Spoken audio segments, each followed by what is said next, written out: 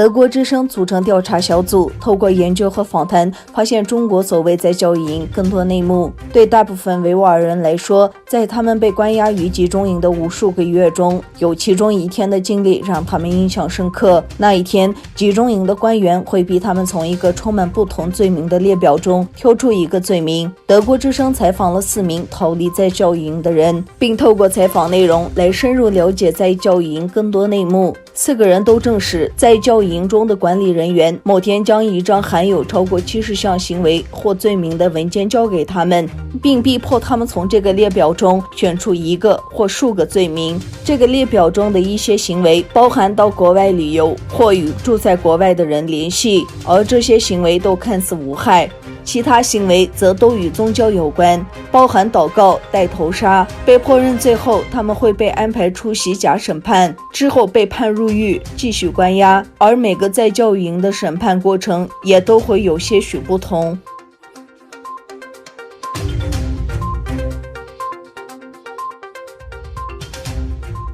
路透社说，美国总统特朗普计划签署一项法案，呼吁对迫害维吾尔族穆斯林的中国官员进行制裁，但没有提供签署的时间表。上月在美国参众两院获得2党支持通过的该法案，要求对那些因为镇压东突厥散维吾尔族和其他穆斯林担责的人实施制裁。这项立法是由共和党参议员鲁比欧提出，议员并点名中共中央政治委员、新疆维吾尔自治区党委书记成全国因为严重侵犯他们的人权负责。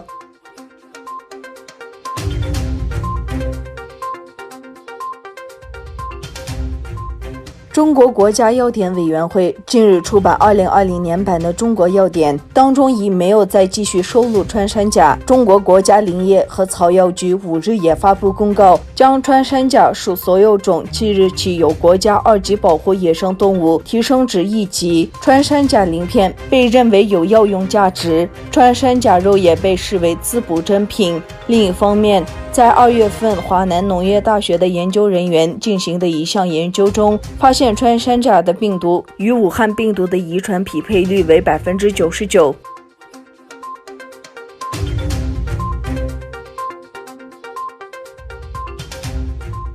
伊朗卫生部正式任命发言人，替换指责中国病毒数据造假的扎罕普尔。伊朗卫生部长纳玛基6月9日任命拉利女士为卫生部发言人，并保持现任文化和学生事务部副部长的职务。在4月5日的新闻发布会上，伊朗卫生部临时发言人贾罕普尔称中国的数据是个恶作剧，基于中国提供的数据，很多国家认为武汉病毒就是流感，死亡人数不会这么多。贾罕普尔在记者会上将中国发布的疫情病例和死亡统计数字称作令人痛苦的恶作剧，此言一出，引起轩然大波。中国当局谴责这一说法。